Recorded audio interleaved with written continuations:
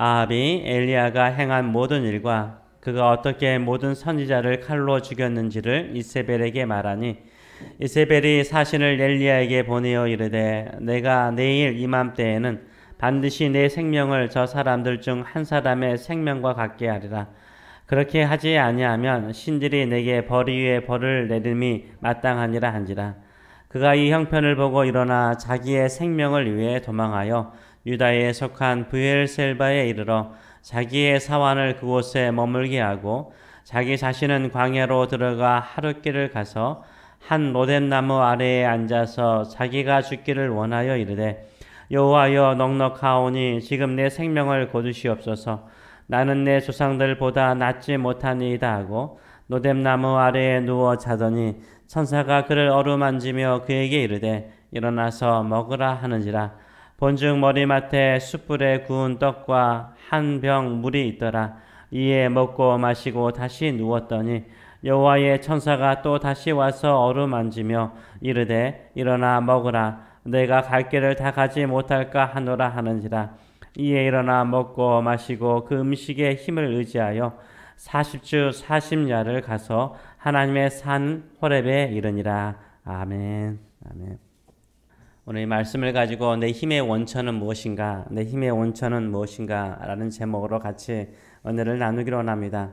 엘리야가 갈멜산에서 행한 모든 일과 또 바알 선지자 450명을 기손 시내가에서 죽였다라는 소식을 아합 왕이 아내 이세벨에게 전하죠.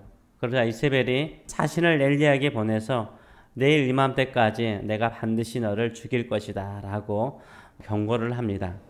이세벨이 엘리야에게 엘리야를 죽이는 자객을 당장 보낸 것입니까? 그건 아니죠. 누구를 보낸 것입니까? 메신저를 보낸 것입니다. 메신저를 보낸 거죠. 사자를 보낸 것입니다. 경고를 한 것뿐입니다.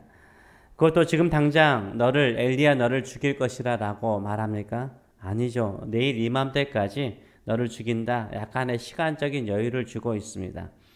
이에 대해서 엘리야의 반응이 참 궁금하죠. 엘리야는 어떻게 반응합니까? 도망을 갑니다. 어쩌면 당연하죠. 죽음의 살해에 위협을 받는다면 도망가는 것이 당연한 것이죠. 3절의 말씀을 보게 되면 자기 생명을 위해 도망을 갔다라고 말을 하고 있습니다. 북이스라엘 땅에 있었는데 북이스라엘 땅을 떠나서 남유다의 최남단 브엘셀바까지 도망을 갑니다.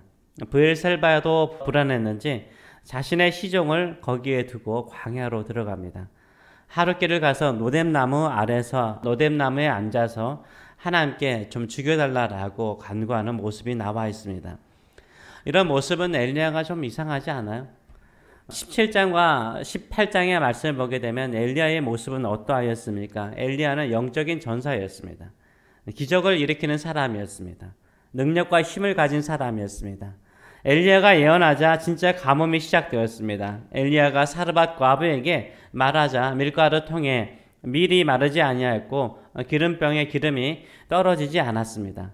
사르밧 과부의 아들이 죽자 엘리야가 기도하자 죽었던 아들이 살아났습니다. 갈멜산에서 엘리야는 어떠하였습니까? 바알 선지자 450명과 싸워서 불이 내리는 제사를 드렸습니다. 당당한 선지자였습니다. 죽음을 두려워하지 않는 선지자였습니다. 순교적인 마음을 가지고 제사를 드리는 사람이었습니다. 그런데 엘리야가 갑자기 변해버립니다. 이세벨이 내일 이맘때쯤에 내가 너를 반드시 죽일 것이라는 협박의 메시지를 듣고 나는 최후의 승리를 얻을 때까지 끝까지 싸우리라 이렇게 전투 의지를 불태우지 않습니다. 내가 이 자리에서 순교하겠다 이렇게 각오하지 않아요. 오히려 살고자 자기의 생명을 위해서 도망을 갑니다. 왜 도망을 갔을까요? 매우 현실적인 대적을 만났기 때문인가요? 매우 현실적인 대적을 만났기 때문이에요. 이세벨은요 왕비잖아요. 현실적인 힘을 파워를 가진 왕비잖아요. 여호와 하나님의 선지자를 실질적으로 죽였던 왕비잖아요. 엘리야도 능히 죽일 수 있는 현실적인 힘을 가지고 있는 왕비였습니다. 현실적인 힘을 가진 사람 앞에서 엘리야는 겁을 먹습니다. 두려워합니다. 우리도요 추상적인 대적에 대해서는 용기를 내요. 사단과 싸우리라.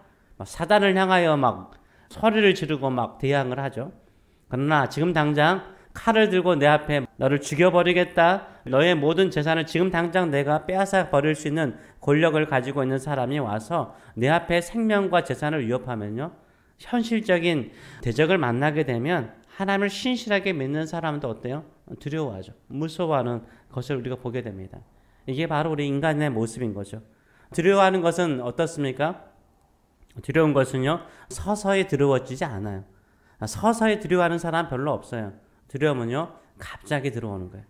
갑자기 두려움이 내 마음에 들어오는 것입니다. 엘리야는 갑자기 자신의 마음속에 들어오는 두려움을 감당할 수가 없었습니다. 두려움을 이길 수가 없었습니다. 그래서 결국 도망을 갑니다.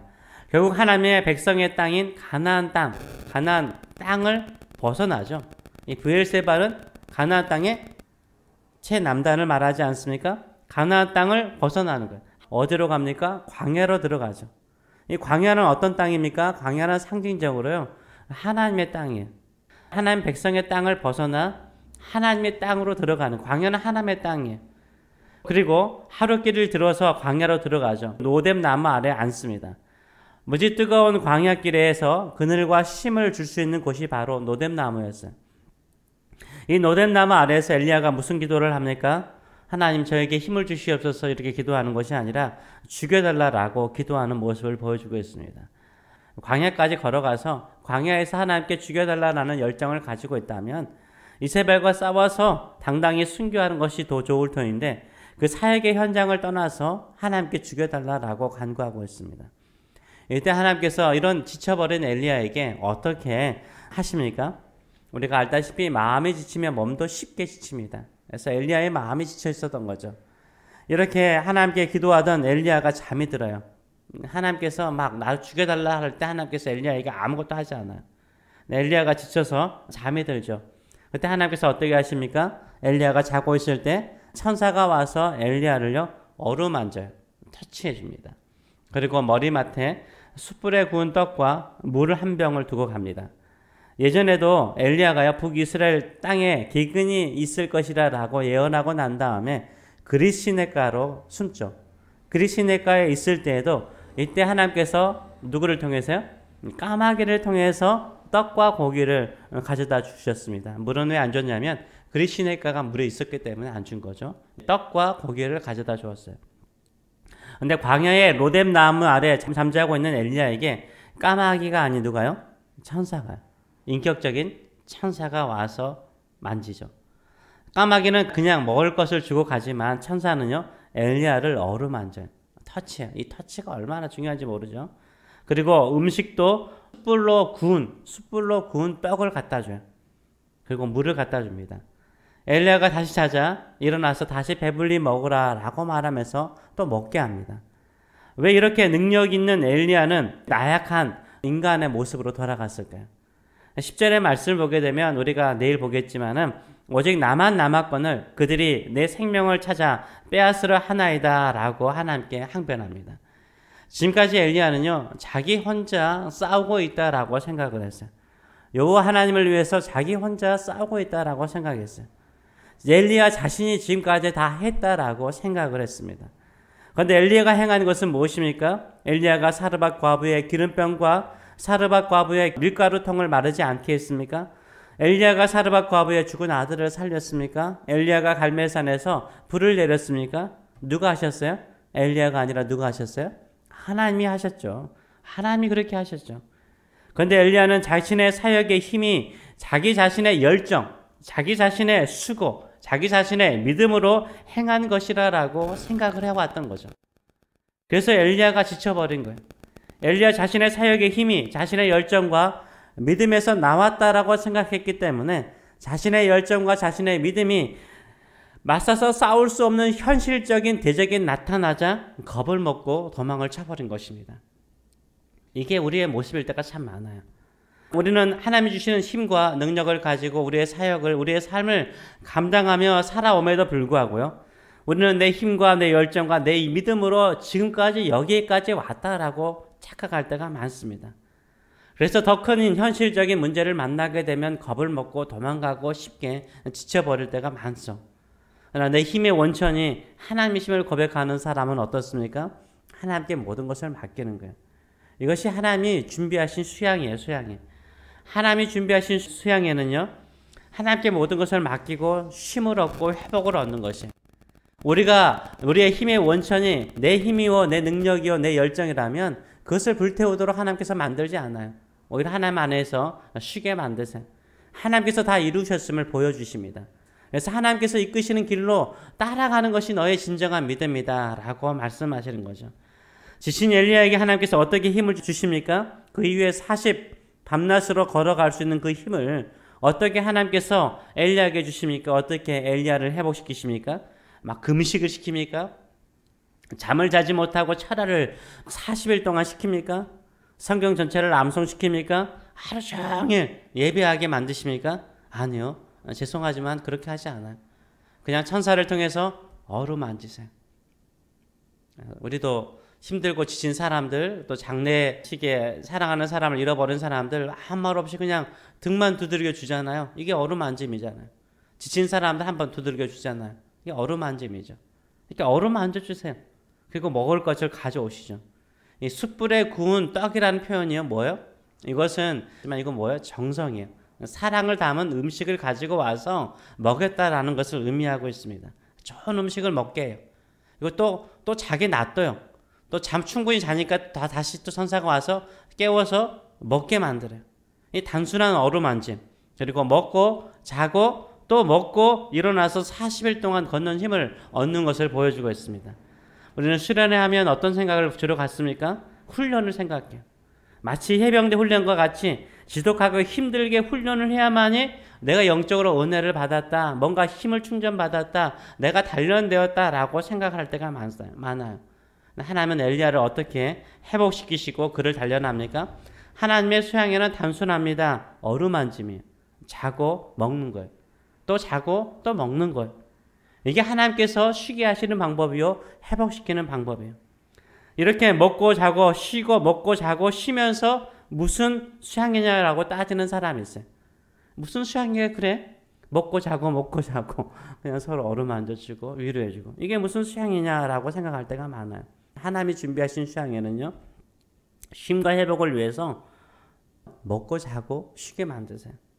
금식하고 철야하고 하루 종일 예배해야만요 사람들은요 불안해하지 않아요. 하나님 안에서 하나님의 어루만짐을 원하면서도요, 뭔가 금식하고 철야하고 막 하루 종일 예배해야만이 불안하지 않는 거예요. 그거 안 하면 불안해요. 내가 뭔가 하지 않는 것처럼 보여. 내가 뭔가 하지 않는 것처럼 보이고 쉼이 없는 것처럼 보이고 회복이 없는 것처럼 보여요. 그러나 하나님의 수양에는요, 엘리야에게 준비하신 수양에는요, 먹고 쉬는 거예요. 그냥 먹고 쉬는 거예요. 하나님의 어루만짐을 통해서 회복되는 거예요. 진정한 회복은 어디에 있습니까? 지친 나를 어루만지시는 하나님의 사랑의 손길에 있는 거예요. 마음껏 먹고 쉬면서 내려놓으면서 참된 쉼이 있는 거예요. 그때 광야길을 40일 동안 걸어도 지치지 않는 힘과 능력을 갖게 되는 거예요. 아무리 우리 인생의 살이가 힘들고 어렵더라도 그것을 능히 이길 수 있는 힘과 능력이 생기는 줄 믿습니다. 내 힘의 원천이 나의 열정과 나의 믿음이 아니라 하나님이시기 때문에 우리가 그런 힘을 공급받는 거예요. 우리가 지치고 힘들 때 여기에 와서 뜨겁게 기도하는 것도 필요하지만요, 가끔 하나님 저를 만져주시옵소서, 저를 먹여주시옵소서, 저에게 쉼을 주시옵소서, 저에게 잠을 주시옵소서, 이런 마음을 가지고 주의 품 안에서 안식하시고 주님이 주시는 그 힘과 능력을 가지고 살아가시는 저희 여러분 되시길 축원합니다. 결국 엘리야가 얻은 것은 뭐예요? 자신의 사역의 힘, 자신의 삶의 힘의 원천은 자신의 믿음, 자신의 열정, 자신의 투쟁에 있는 것이 아니라 어디에 있다고요? 하나님께 있음을 배우게 되는 것입니다. 나의 힘의 원천은 하나님이신 것을 고백하고 나가시는 저희 여러분 되시길 축원합니다. 기도하겠습니다. 살아계신 하나님 아버지, 우리도 열심히 주의 이름을 붙들고 또 주의 사명을 향하여서 살아갈 때 지칠 때가 있습니다. 언젠가는 엘리야처럼 전투적으로 순교적인 마음을 가지고 열심히 수고하고 하나님의 뜻을 이루려고 노력하고 전도하고 또 헌신하지만 어느 한순간 갑자기 현실적인 큰 대적을 만나게 되면 두렵고 무섭고 또 사명의식도 잃어버리고 그냥 살기 위해서 도망갈 때가 많습니다.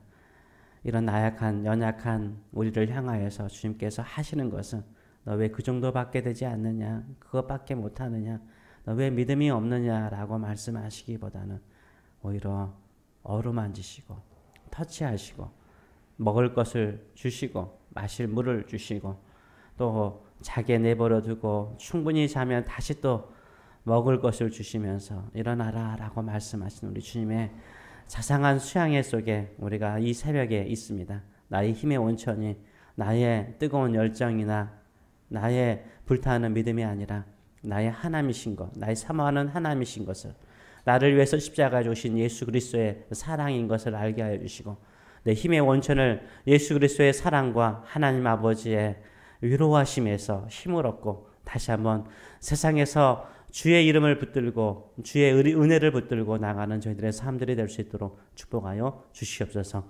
감사드리며 예수님의 이름으로 기도합나이다. 아멘.